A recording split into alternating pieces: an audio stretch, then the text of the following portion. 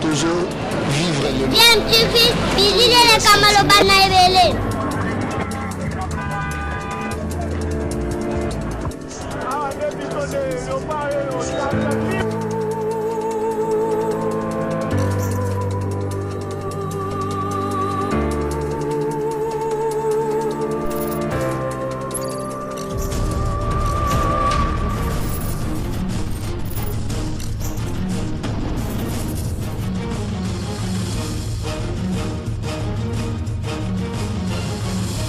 DMTV toujours en avant. Landi ya DMTV mbote na bino esengoza ya biso ya koyeba ebele bosali kolanda biso et toujours dans contexte oyo ya maladie ya coronavirus boyebi ke ezali kotungisa monde entier. République démocratique du Congo ezali en reste te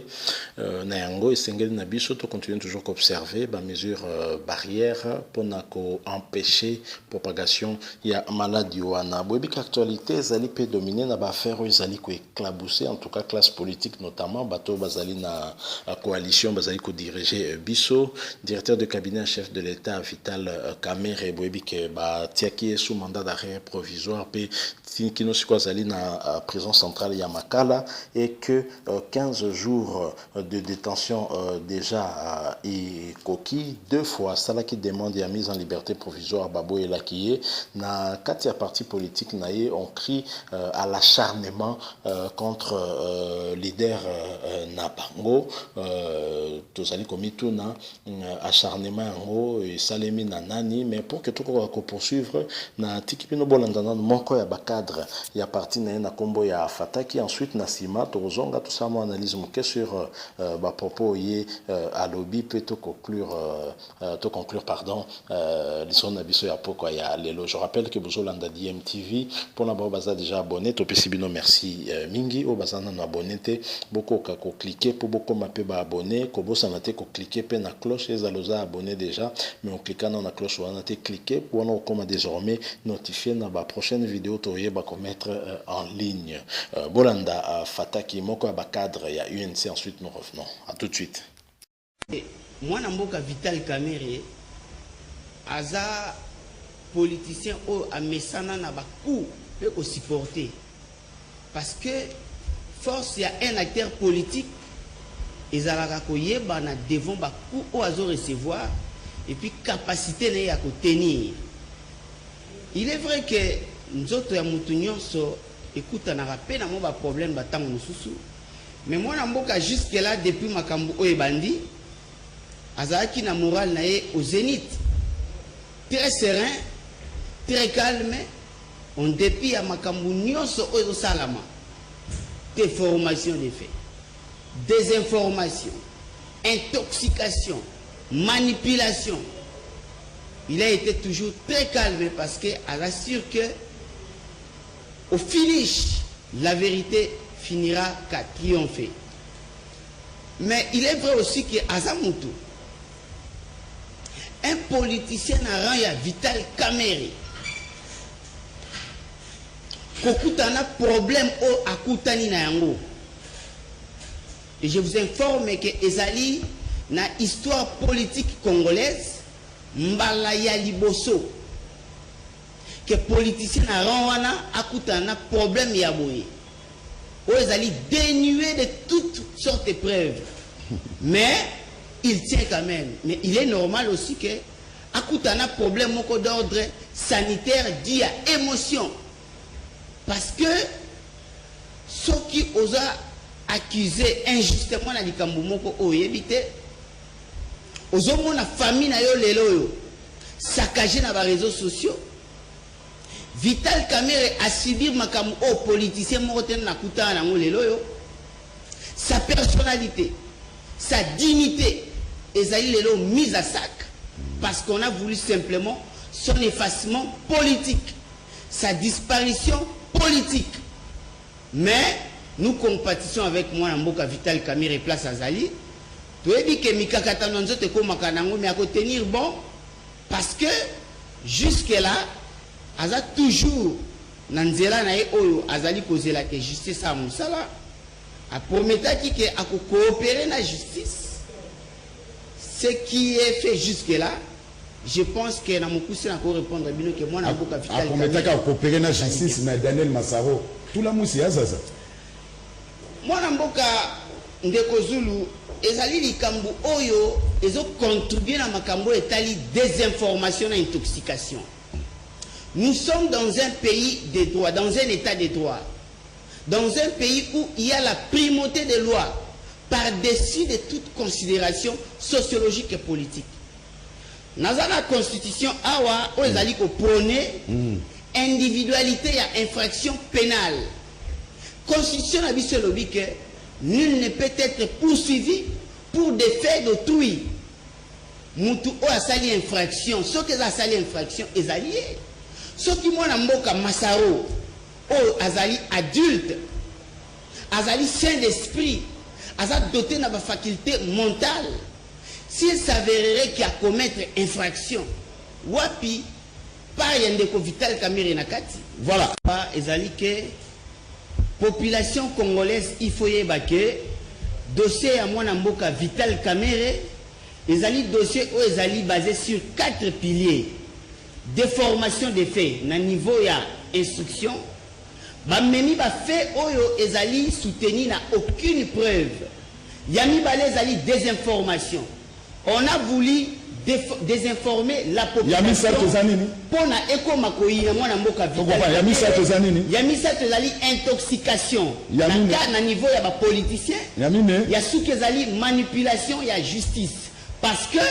mwana mboka Vital Kamerhe na oyo toyebi azalaki ni impliqué na makambo etali exécution ya ba travaux ya plan ya programme à 100 jours oyo relevé na service autobengi ya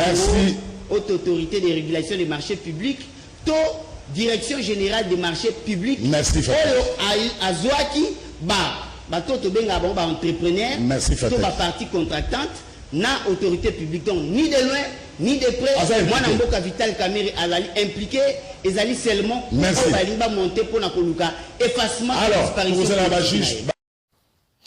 Merci beaucoup. Boti kolanda wana moko ya cadre ya UNC na kombo ya Fataki wa s'exprimer le rôle pe ba cadre msusu bobi ke mikolo yo bato ya UNC balobai ke bakimaki ba média mais non toujours mona ba na ba média bazali ko continuer ko défendre parti na bango ko défendre Vital Kamerhe asali pe allusion na état de santé na yo semble-t-il ezali malamuté kuna na kati ya prison centrale ya Makala bobi ke prison ezali sika o mutako ko souhaiter ko vandate parce que ce qui va privé de liberté à sur les conditions malamu mais moral stress et qui peut ko sala yo qui peut ko memayo kaka na boko donc Vital Kamerhe azali pe motu mais du moins na ba dire ya moko ya ba cadre na ye à lobby que moral na ye azali quand même makasi. Vital Kamerhe ce n'est pas n'importe qui et là nous sommes d'accord à lobby pe le seul logo ya motuya en rapport évidemment na fuite ya neveu Vital Kamerhe ezali Daniel Massaro oyo justice ezali ko lukaete po ezali neveu Vital Kamerhe ezali ko lukaye parce que ezali qui peut intéresser na kati ya dossier oyo etali détournement ya ba deniers publics et notamment ba mbongo ya ba travaux ya 100 jours ya programme ya 100 jours ya chef de l'état Félix Tshisekedi Meye a préféré se soustraire na justice comme on a noko na ye bakangi tolo bande balobaka ke ndete yambe se peli na moto bon yo nzeta ko ka préféré akimanaye bolandi cadre wana oyo a s'exprimer très clairement lobby que l'infraction étant individuelle Vital Kamerhe a koki ko répondre na par rapport ya ba acte neve na koki ko posé et donc s'occuper deuxième demande na liberté provisoire ba pumela ki yango pour la situation on a yango nezali pe ko confirmer qu'effectivement il y a acharnement autour il y a likambo ya Vital Kamerhe et que ce dossier n'est ezali judiciaire ezali purement politique intention ezali ya ko boma politiquement Vital Kamerhe. Nous sommes d'accord que infraction effectivement ezali individuelle encore que ce qui peut être peut-être corrélation ezalaki entre les deux par rapport à ba dossier wana justice yemoko ayebi mozindo ya makambo mais de toute façon justice peut se prononcer te na lolenge wana mais ezali na sujet moko quand même biso tozali komi poser question toza komona lokola que UNC azali kotambola pe kaka na emo hypocrisie moko boye na partenaire na est-ce que relation ezali pe kaka vraiment malamu parce que c'est vrai na miso ya bato bazali kobimisa comme quoi tout va bien mais malaise ezali kolanda bato ya UNC koloba likambo ya acharnement alors que bangonde bazali coalition au pouvoir bangonde bazali na présidence alors acharnement ezali ya nani qu'on nous dise très clairement est-ce que acharnement ezali ya allié na kati ya cash UDPS acharnement est-ce que ezali ya FCC allié na kati ya coalition FCC cash tout acharnement ezali na opposition ya la muka nous ne pensons pas que na opposition parce que opposition ezali na ba moyen ya l'état te oyo ekoki kosala ka s'acharner pe justice ekoka koyoka ye FCC peut-être parce que ministre de la justice azali mutu ya FCC UDPS possible parce que chef de l'état yende mutaza ko pesa impulsion magistrat ya Yamboka ou notamment d'ailleurs yende mutazali ko lukaki état de droit ikoka ko s'instaurer pe justice na biso ezala réellement indépendante alors pour na nini bandeko ya UNC bakoki ko loba très clairement te kotanga très clairement moto azali responsable ya acharnement wana sur mokondi na bango Vital Kamerhe au lieu ya ko parler d'acharnement comme s'il s'agit d'un fantôme quelqu'un qui n'existe pas dans la forme té donc côté on a toujours une espèce d'hypocrisie où ils allaient vraiment qui to côté sengeli koloba très clairement nani azako luka mutu ya Vital Kamerhe et na but ni est-ce que zali pour ko empêcher que na 2023 se porter candidat ndenge déjà za koloba yango d'ailleurs conformément na ba accord ne basala ki na Nairobi oyo ya kikobota mbuma oyo ya kasho lelo izali diriger République démocratique du Congo ata soki ezali na majorité te na parlement donc voilà sengeli na bato ya UNC bazala quand même juste peu correct baloba nani azali derrière dossier Vital Kamerhe pas azali ko s'acharner parce que bango bazo reconnaître que dossier on ezali vraiment judiciaire parce que pour na bango bazo ba que dossier à vide Vital Kamerhe a accusé sur base de fausses informations où ils allaient publier dans les réseaux sociaux et que l'autre mon côté ils allaient vrai na kati wana bon c'est une affaire à suivre tozela bisonio surtout procès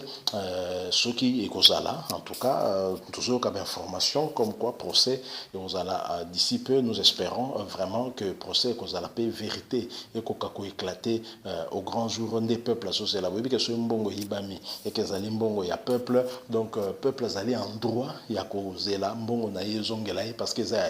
contribuable congolais nde a pesa mbongo wana o bakonzi bango bazo gérer kaka merci beaucoup je rappelle que vous avez kolanda DMTV ce que c'est peli na moi analyse moketo sali otikeli biso moi j'aime ou liker donc ça la bien so kozana abonné te ou s'abonner ce qui pose abonner et que s'abonner ou bien s'abonner sika ko bosa ko cliquer na cloche ko apparaître à côté te pour que comme ko ba notification sur ma prochaine vidéo te remettre